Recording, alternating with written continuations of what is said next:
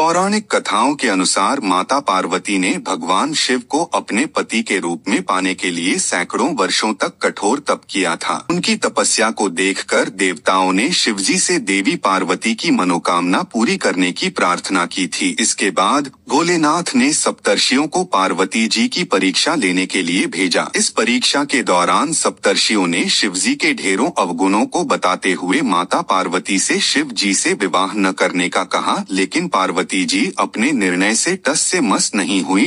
इस पर खुद भोलेनाथ ने माता पार्वती की परीक्षा लेने का निर्णय लिया। माता पार्वती के तप से प्रसन्न होकर शंकर जी उनके सामने प्रकट हुए और उन्हें वरदान देकर अंतर्ध्यान हो गए। कुछ क्षणों बाद ही एक मगरमच्छ ने एक लड़के को पकड़ लिया और लड़का मदद के लिए पुकारने लगा। बच्चे की आवाज सुनकर पार्वती जी नदी किनारे पहुंची और उनका मन द्रवित हो गया। इस बीच लड़के ने माता पार्वती को देखकर कहा कि मेरी न माँ है, न बाप, न कोई मित्र ही है। माता आप ही मेरी रक्षा कर। इस पर पार्वती जी ने मगरमच्छ से कहा कि ग्राह इस लड़के को छोड़ दे। इस पर मगरमच्छ ने कहा कि दिन के छठे पहर जो मुझे मिलता है उसे आहार बनाना मेरा नियम है। पार्वती जी के विनती करने पर मगरमच्छ ने लड़के को छोड़ने के बदले में पार्वती जी के तप से प्राप्त वरदान का पुण्य फल मांग लिया। इस पर पार्वती जी तैयार हो गई। मगरमच्छ ने बालक को छोड़ दिया और तेजस्वी बन गया। अपने तप का फल दान करने के बाद